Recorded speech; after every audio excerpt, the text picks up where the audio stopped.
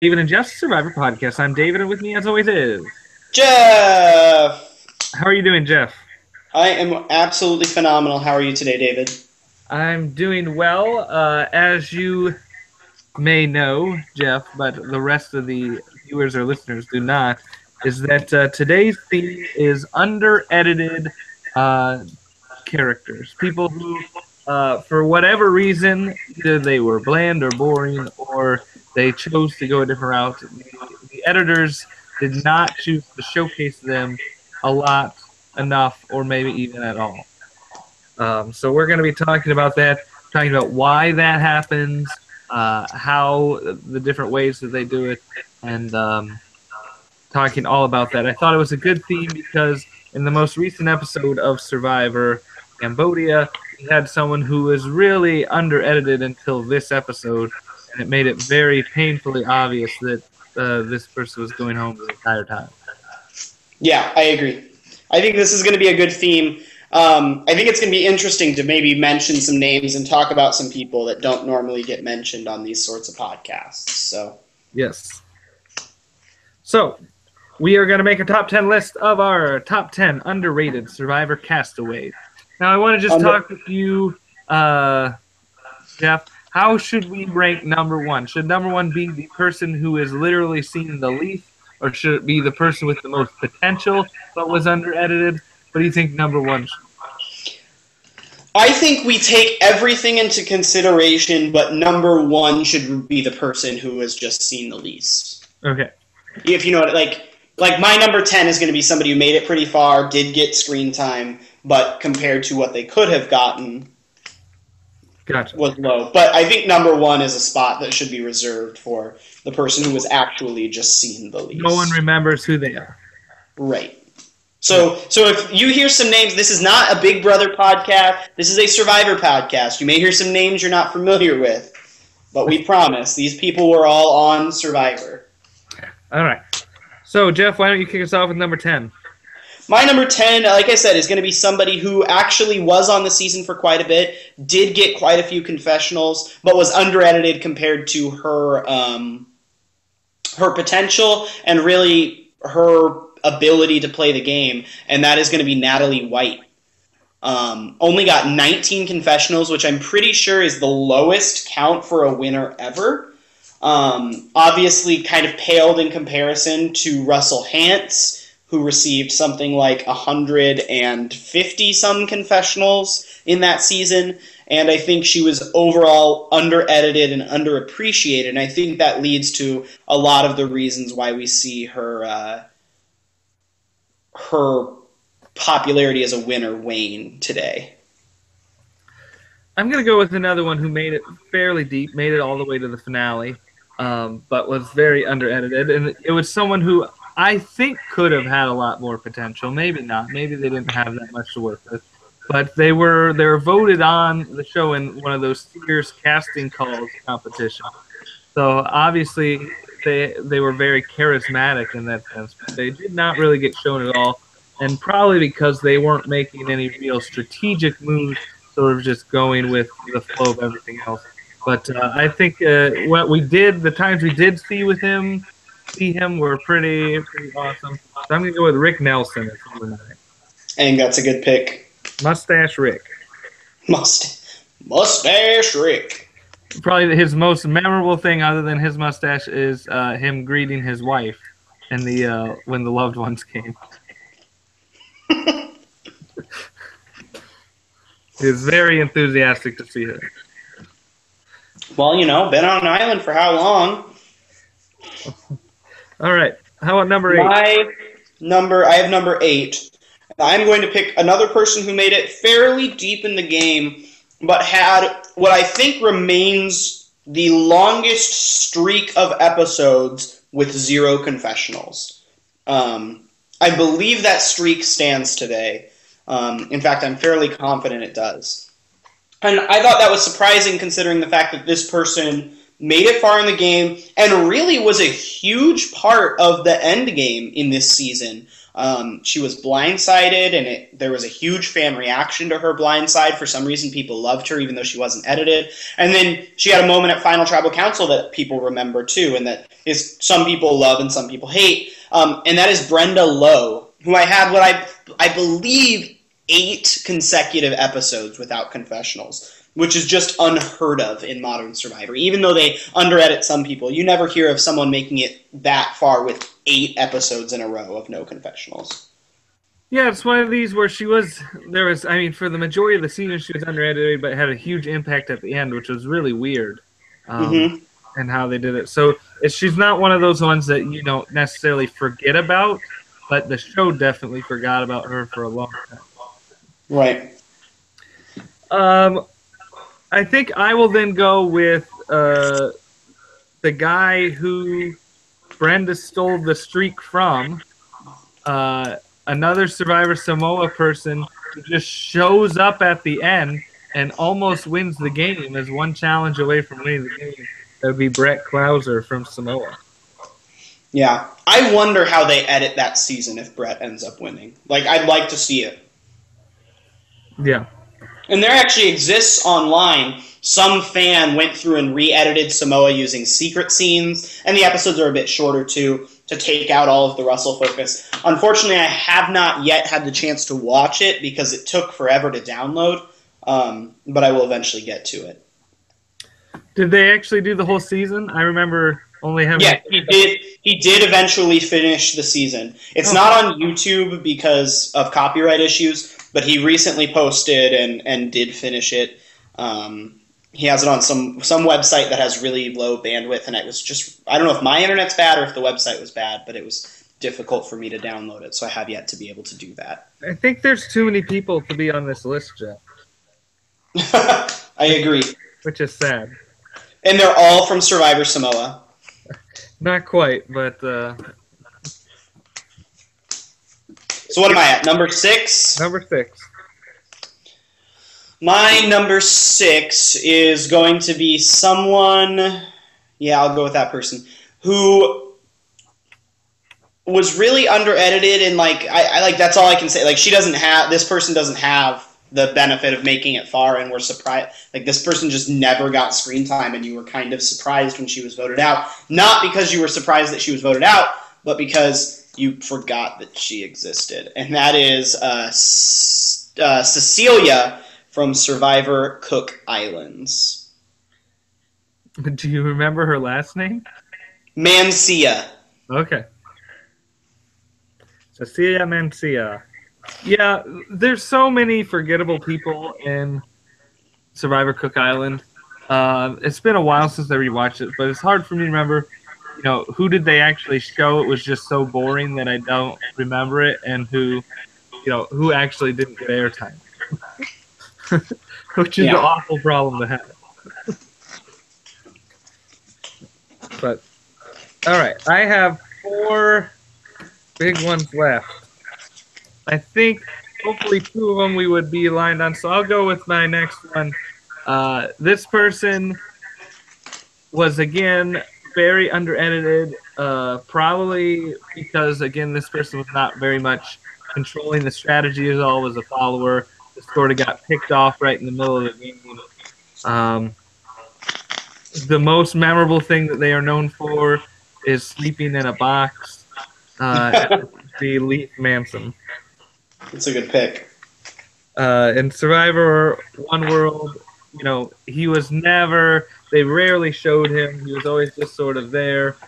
He's just memorable for, at one point he was sleeping in a box, and his going down the water slide was pretty fun.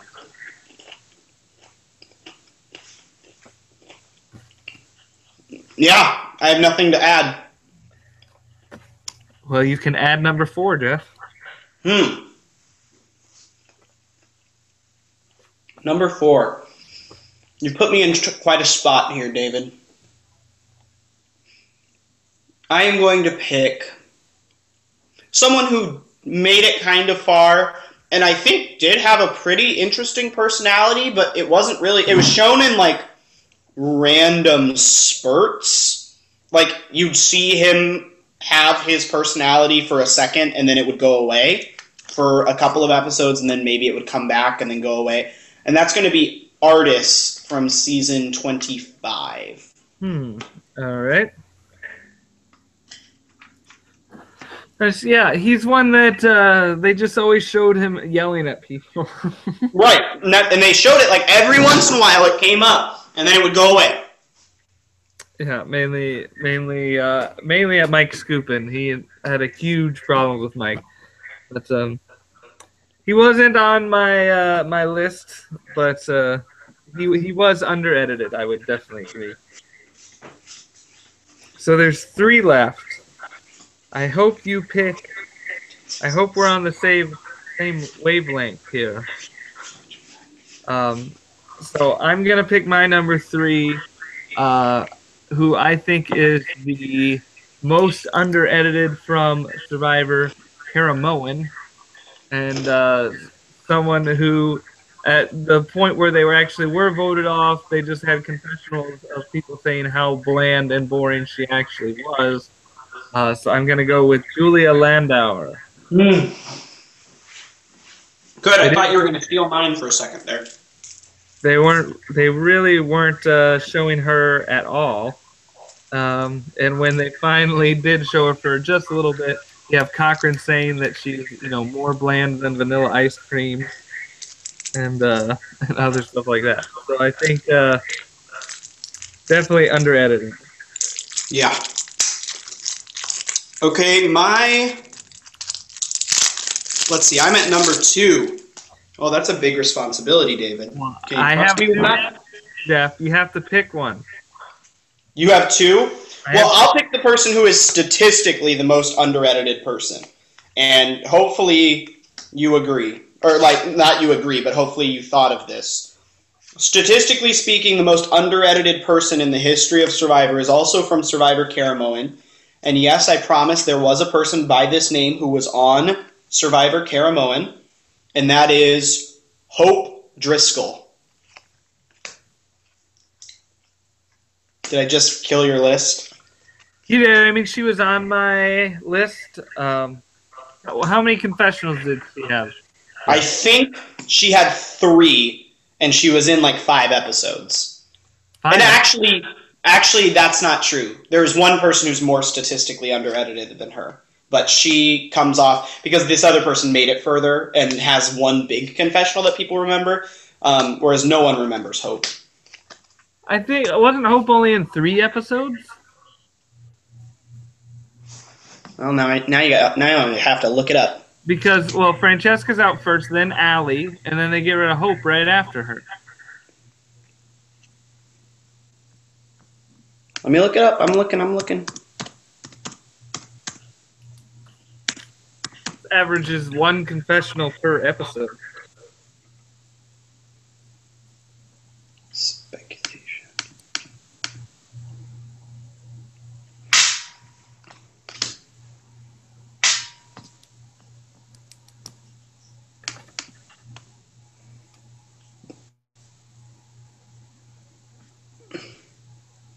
Uh-oh.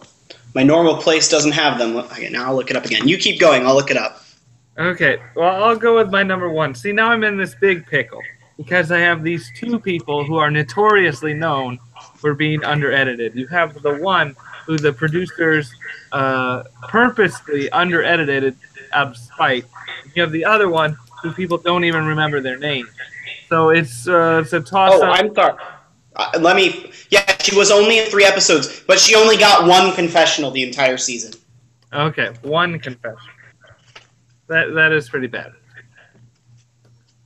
Sorry, continue. So between these 2, which one I'm going to go with? I think I have to go with the person who they intentionally under-edited, even though when we did see a glimpse of her, she seemed like an interesting character. I've heard she talk all the time. She made it deep in the game, but she ended up.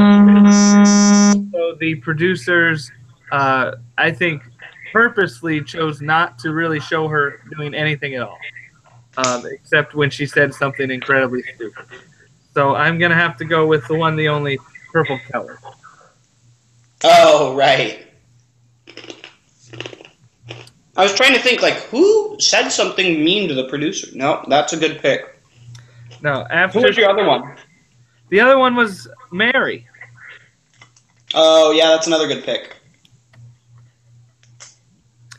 Maybe we can get rid of Artis and put Mary there. I agree. Because Mary is from Survivor, the first fans of Favorite Micronesia, and we literally had a scene where Kathy was like, Who is this?" And we really didn't know her at all. So yeah, we'll put her at number 4. Because at least the Artis had something. Mary didn't really have anything. So I think this is a good list. Did you have any other honorable mentions? 3/4 of the cast of Cook Islands and half the cast of Survivor Caramel. Yeah, other people I had Whitney and Keith from Survivor South Pacific.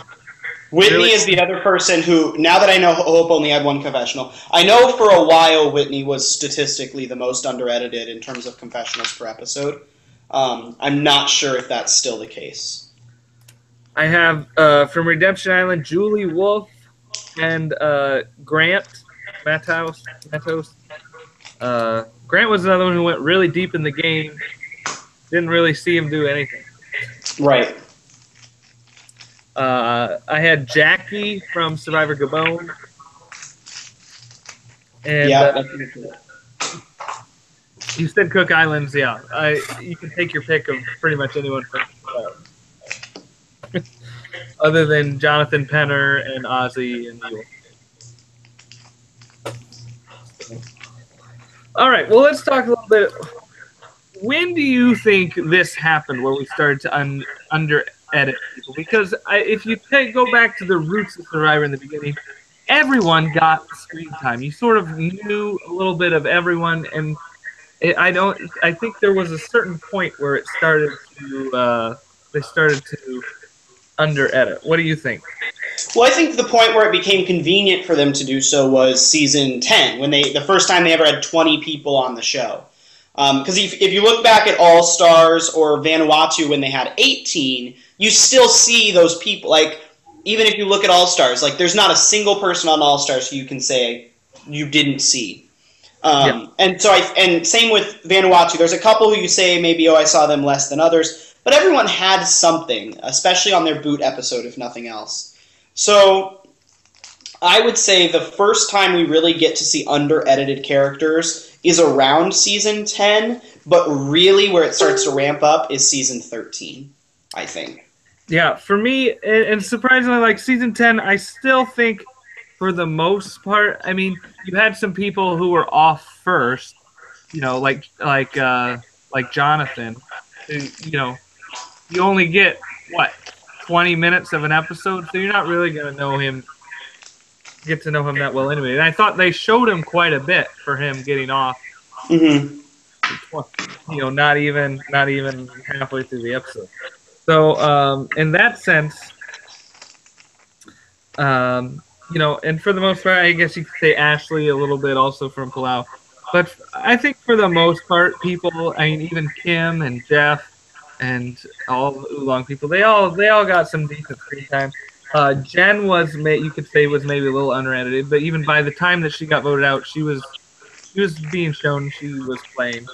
So I think the first one for me that really stands out is season 11, Guatemala, with Morgan, the magician. Yeah, you get a couple characters in Guatemala who really are under-edited. Like, I cannot tell you one thing about Morgan that she did in the game other than her reaction to being voted out. But I can't tell you a thing she said or a thing she did in the game.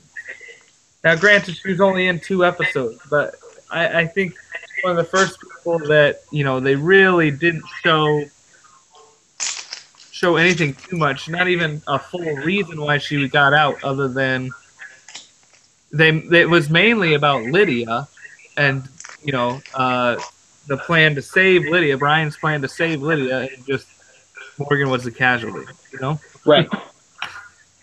So, but yeah, I think especially starting then, season 16, season 12, I don't think there was anything huge because they only had 16 people and they went back down. But then, yeah, once it hit season 13, we have 20 people. I think it really did start to go downhill from there. Yeah. And I mean, I kind of equate it. I'm an English teacher, and it's one of those things where if I have 24 kids in a class versus 28 kids in a class, to most people, it's like, oh, that's only 4 extra. You've already got 20. That's not that bad.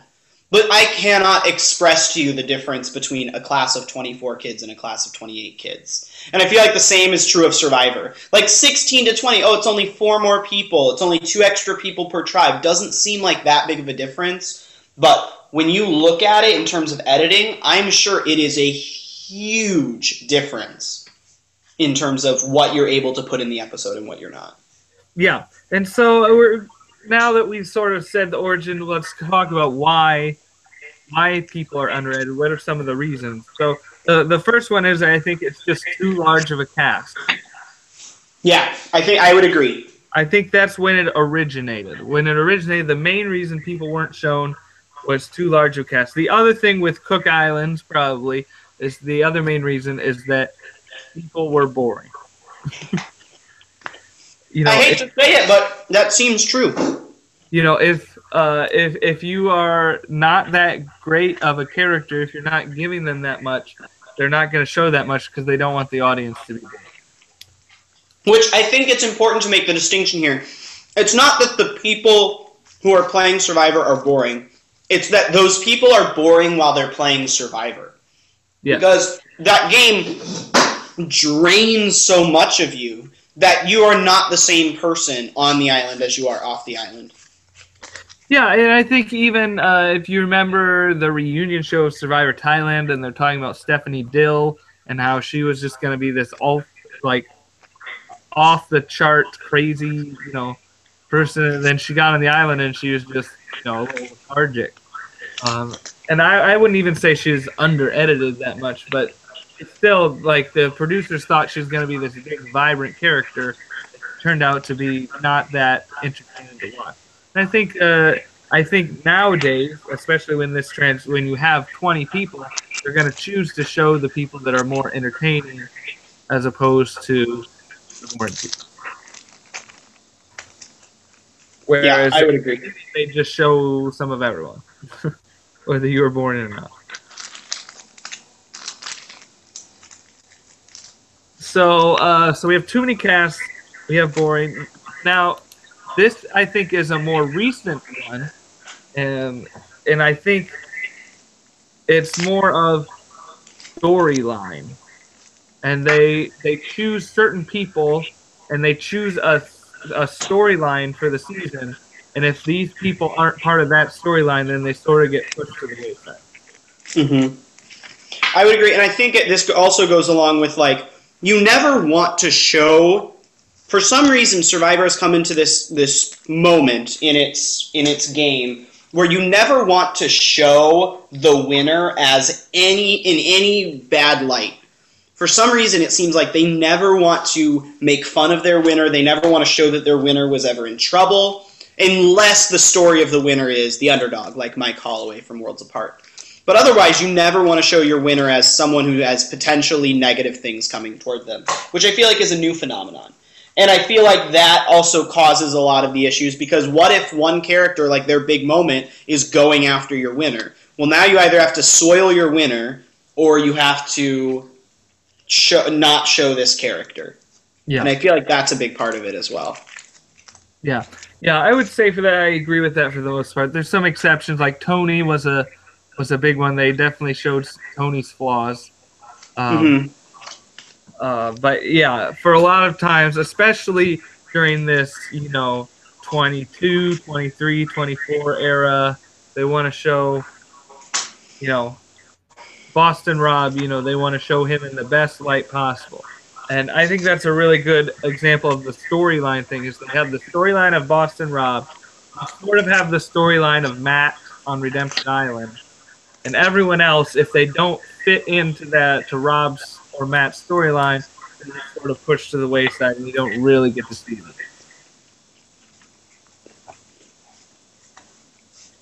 Mm-hmm. So no matter how dynamic or and things can be a combination. If you have a cast of 20 and you're boring and you don't fit in the storyline, You're Hope Driscoll.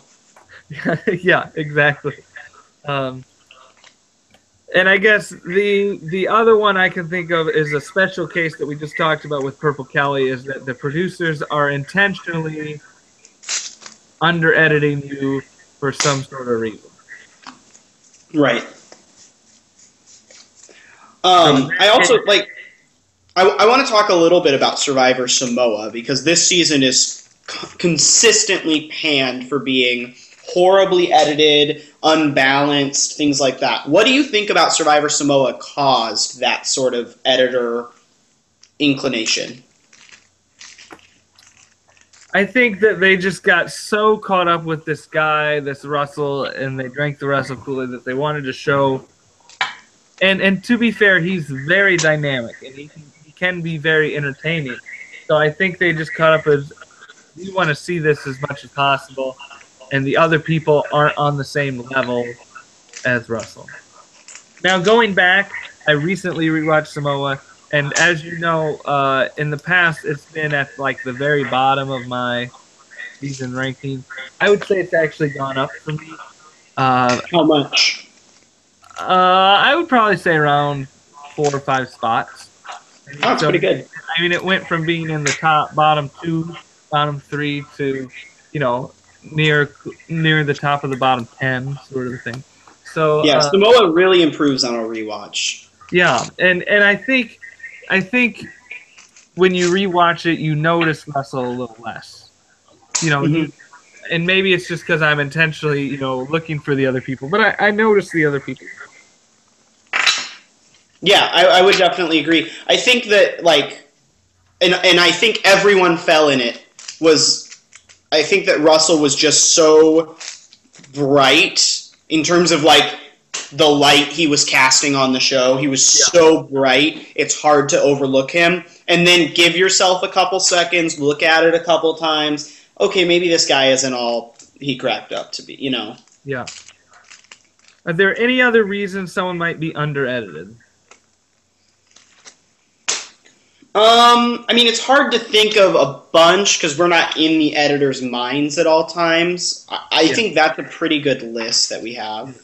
There's certain mini things, there's always been speculation that the editors intentionally left Tina out of the premiere of Survivor Australia to sort of downplay that she was the winner, because the season before they had Richard blatantly saying, "Yeah, I'm going to be the winner." So they're trying to downplay it. But still, I mean, you couldn't say that Tina was really under-edited that much. I mean, she got a lot, especially towards the end. I mean, she was a very big character. But, I mean, sometimes if you're going episode by episode, maybe the producers are strategically leaving someone out to have a big moment later on, Mm-hmm. But as a whole, I think if someone is under-edited the whole season, it probably falls under one of these 4 things that we mentioned. So, I lost you at the end there. Could you repeat that last part? I said, but if someone's under-edited as a whole during the season, it probably falls under one of these 4 things that we mentioned. Right. I would definitely agree. So... And let's talk about this. Monica just got voted out. I was thinking Monica was under-edited this season. 5 episodes. They tried to throw her a 1 confessional for the past couple episodes. I think just something. But we really never got to see anything from her perspective until it came to Clamgate. We never were really seeing that much of her strategy and her alliances or anything like that until this episode, and it just became very obvious that she was going to be going home. Right. And like my thing, and I'll touch on Monica's strategy here for just a second. I actually don't think the fundamentals of what she was trying to do were that bad. If you think about it from her perspective, do we want to get rid of Spencer or Kelly? Okay, well, my plan, if I'm her, my plan is to stick with the Bayon tribe.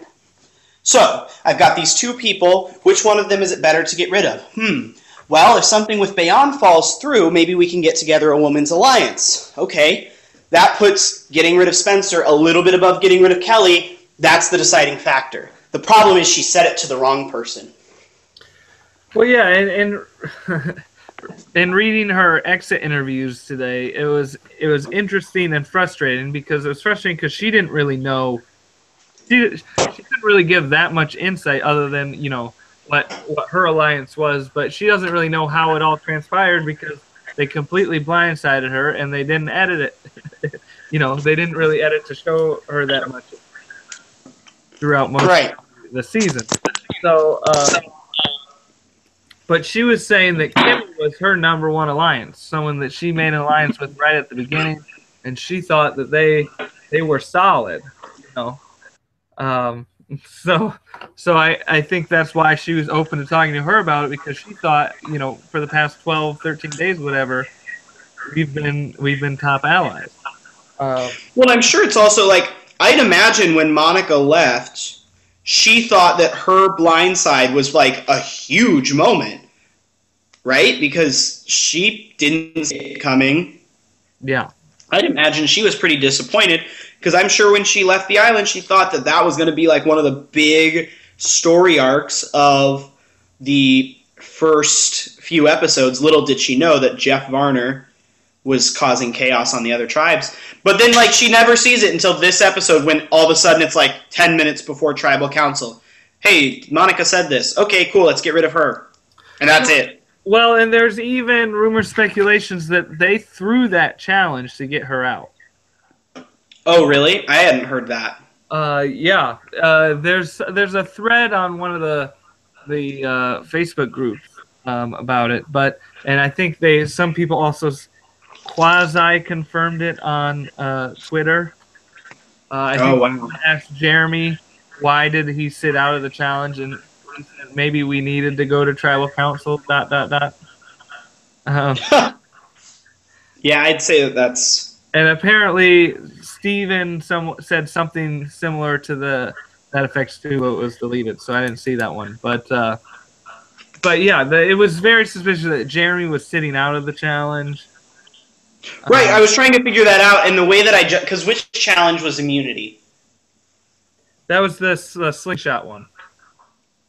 Right. The way I justified it in my mind was like, maybe maybe he thinks that the women will be able to, be more agile or something. I didn't know. I was trying to justify that. But yeah, well, and also someone showed a screenshot of right when he announced the two tribes won and that Bayon has lost, and Steven's like grinning. Oh, I didn't see. I don't think that Steven purposefully hit the the opponents. I'd imagine no. I'd imagine Steven's just not that good. Slingshot. Horrible of that on his own. So I'm not. I think that was genuine, but poor maybe it's not even that they went out to throw the challenge, but they were okay with losing. Right. One of those things of they'll sit a stronger person out. If they win, all right. If they lose, all right too. Do you think that potentially Monica was in on this, just she wasn't full, like she was in on throwing the challenge, just didn't realize it was to get rid of her? Because at the end of the challenge, she said something to the effect of like, maybe it's not so bad that we lost. Tribal council's good sometimes. Yeah, no, she said in her interviews that she had no idea. They weren't talking with her about it at all. Oh, okay. Oh. So, yeah. But yeah, definitely very interesting. It'll be interesting maybe as more people get eliminated that can be further eliminated. What did you think of the move to get her out? Did you like the move? Not like the move? Again, I felt like Kimmy was being a little dumb with that. Like honestly, I don't think Monica's strategy is bad. She was basically saying like let's have a safety net in case something goes wrong, especially since the guys on the Bayon tribe are so like macho with the exception of Steven.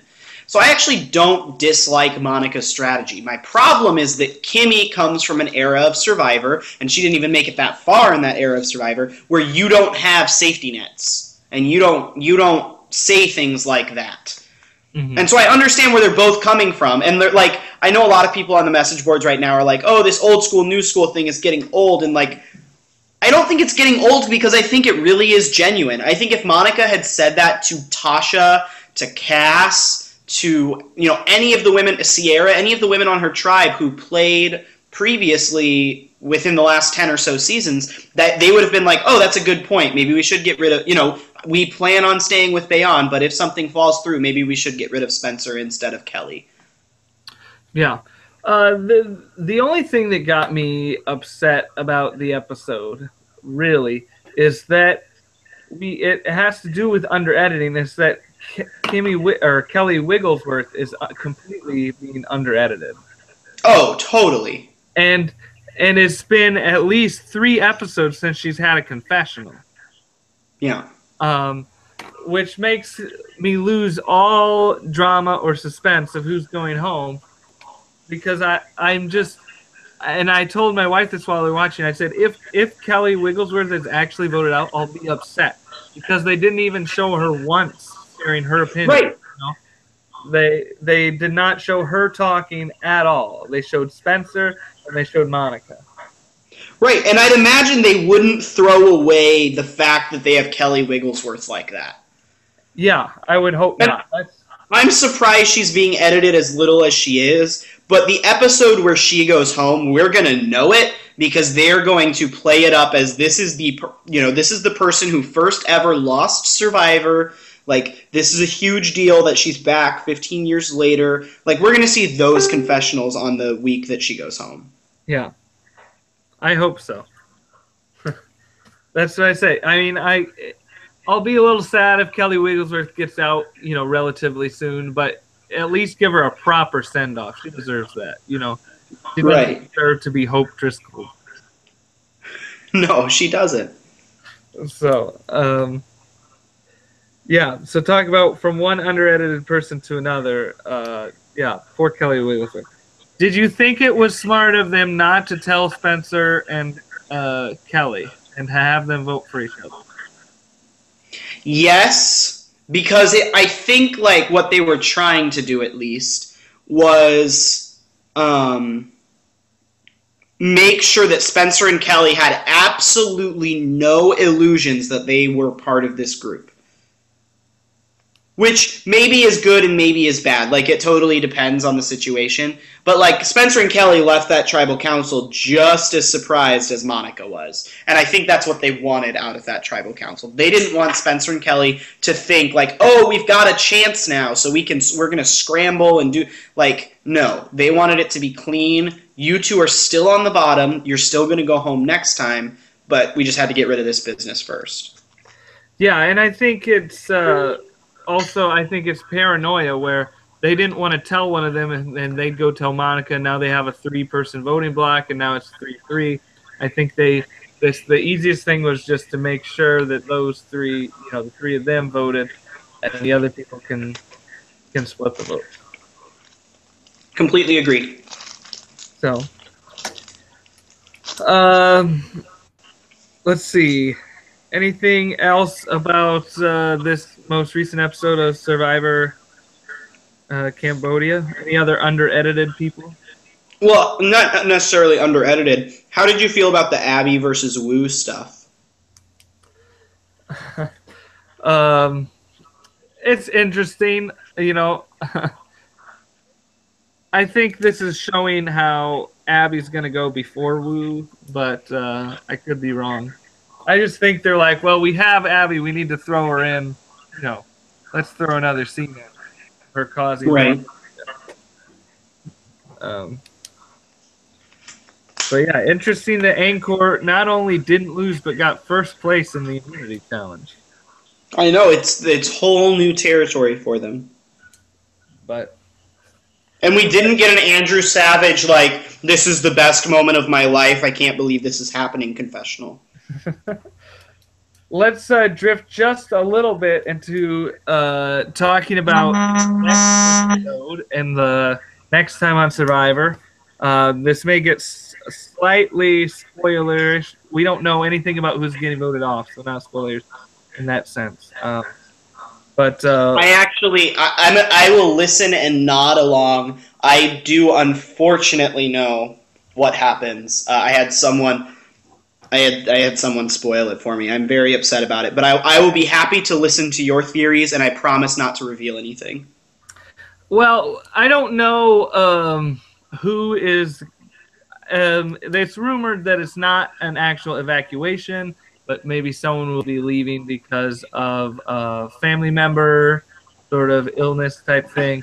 But I'm more intrigued if you saw they released some press photos for the next episode, and it looks like that, spoiler, they are switching up the tribes once again next episode.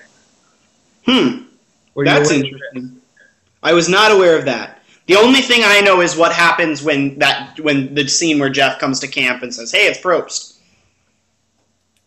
So, So apparently the game is switching again. I think they're going back to 2 tribes. And that is why Steven was like saying this would be such a big move. And I was thinking, who getting voted out on your tribe would be a big move other than Jeremy and you're talking to? Right. Kimmy. This is going to be the biggest move of the game. We're going to get Kimmy out. So question, did they retire Angkor and then Angkor is the merge tribe too? I don't know. They may... all I know is they do not retire Bayon, because that's the only press photos they showed was of Bayon. That's interesting. So I know some, if not all, the people from Bayon, but I don't know what the other tribe is or anything like that. Then you're certain it's 2 tribes and not just swapping up the 3. I saw at least 7 people on one tribe. Okay, so yeah, that would.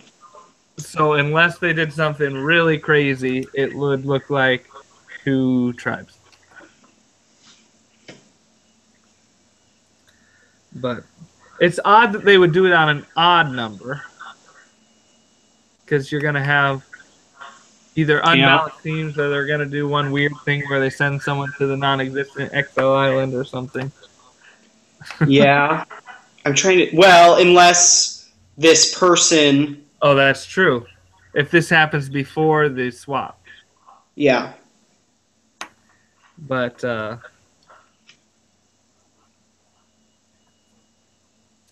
yeah, so that could be a whole new dynamic and change the game. Everything is a brand new swap. Who do you think can hurt the most from this tribe swap? Tasha and Savage, like they finally got this tribe where they want it. Maybe Joe as well, like the majority on Takeo, who weren't going anywhere because that tribe will never lose a challenge ever. Yeah.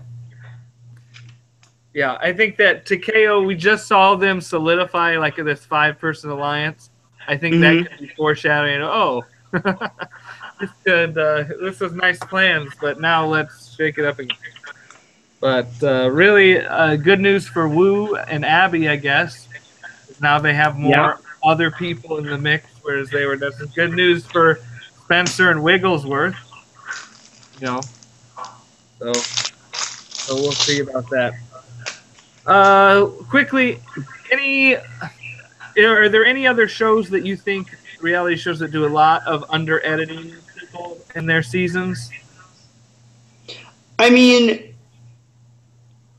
Not as bad as Survivor, I think, actually. But Big Brother's been known to have, an under-edited character or two. A Gen City.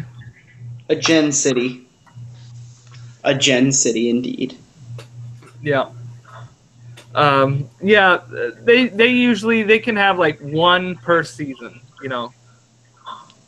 Right. That's really what it has. And then you have some other non-memorable people, but they usually get shown in some way or form, Right, and Big Brother's also Big Brother has 3 hours a week, yeah. 3 hours a week and live feeds.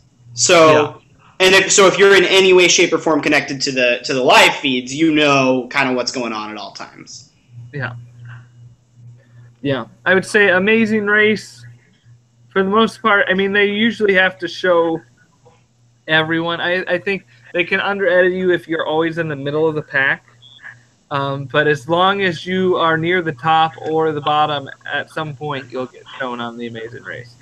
Right. I would say the regular Apprentice and even somewhat of the Celebrity Apprentice, they could under-edit some people as well. Yeah, I agree. There was one episode where it's an iconic episode because Trump fired 4 people at once. And literally all 4 of them are like, wait, who was that again? Like, that's was my reaction, at least when I first watched it. Yeah. So, but yeah. So I think Survivor has been guilty of this most. And, ideally I'd like it to change, but, Jeff has stated that the reason they don't do 16 people anymore is because of an instance like this. If someone had to leave the game, now it sort of screws up their plans because now they have, more days to fill and not enough people. Whereas if you have at least 18, that just means, usually with 18 you're having either shorter days or a double Royal Tribal Council or something like that. So then if someone gets evacuated or anything like that, you can easily just make it a single elimination, So right. But I would stay away for the most part of 20 casts because we're seeing here. I think 18 would be the right number because 20 people, we're even seeing it here. This is second chances. In some aspects, we know everyone already. They've been played before. But we're still getting people who are barely getting shown. Mm-hmm. I agree. I think 20 people is too many. And I think that, I don't think anyone's going to be upset, even on a returning player season, if you pick 18 people and they're 18 good people and you show them. Like, I think people would prefer that over picking 20 and not showing some of their favorites. Yeah. So, any other thoughts or comments that you had, Jeff? Not off the top of my head. All right. Well, we thank you guys so much for watching and or listening, and be sure to join the conversation at our Facebook group, David and Jeff Survivor Podcast, or on our website, survivorpodcast.blogspot.com. And make sure you hit the subscribe button on iTunes so the podcast shows up on your computer every single week. And we didn't mention at the start of the show, but always make sure that you are going weekly to Zoe's Lobster Shack to get the finest quality Maine lobsters. It's a meal that you do not want to miss. It is. That's absolutely true, David. It's delicious. So, all right, we will be back next week. Thank you guys so much for watching and or listening. Goodbye. Bye.